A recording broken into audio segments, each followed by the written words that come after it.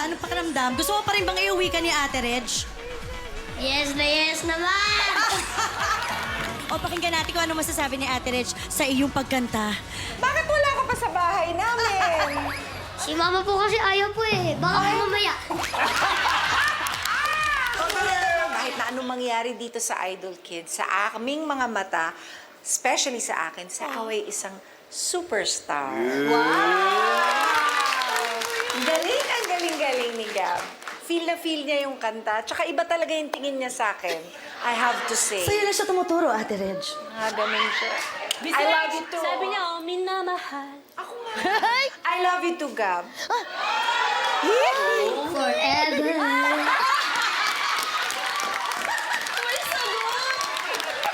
Hindi ko kaya. Alam mo, hindi ko makita ang Kuya JK mo kasi parang hindi niya na yata kaya. Hindi niya kinaya. JK? JK. Grabe, para siyang epitome of charisma. Kung ano yung pagka-charmer ko back in the last competition I joined in, may tumalo na sa akin. May tumalo. Kaya medyo malungkot ako. Bakit? Tinalo na. I really enjoyed, as in sobrang nag-enjoy ako. You're 7 years old but you have great vocal control.